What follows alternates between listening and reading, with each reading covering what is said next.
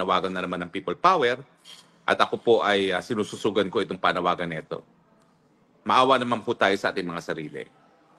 Trilyones na po wala sa korupsyon. Dati-dati bilyones lang, ngayon trilyones na.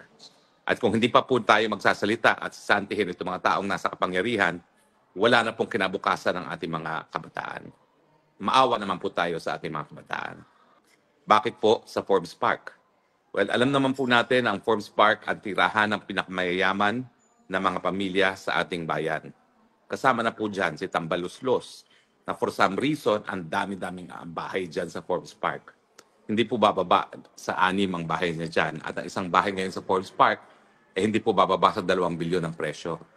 Dyan din po nakatira ang Marcos Jr. na alam natin ay kabahagi ng pamilya na nasa listahan ng Guinness Book of World Records sa pinakakorap sa buong daigdig.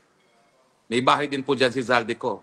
At napakadami po mga congressman at senatong na may bahay din dyan sa Forbes Park. Kaya naman po tama na ang panawagan, ang people power ngayon sa EDSA pa rin, pero imbis na doon sa lugar na pinangganapan ng EDSA 1 and EDSA 2, doon sa malapit sa EDSA Shrine at sa Corner Ortigas, dito naman tayo sa Buendia.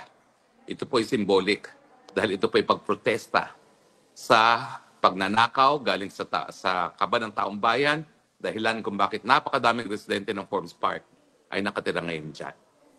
Tama naman po na kung tayo nagagalit sa korupsyon, ipakita natin ang galit natin sa korupsyon, dalhin natin mismo doon sa tahanan ng mga korap, lalong-lalo na si Romualdez, si Zaldico, at iba pang mga kasamahan ng mga senatong at congressman.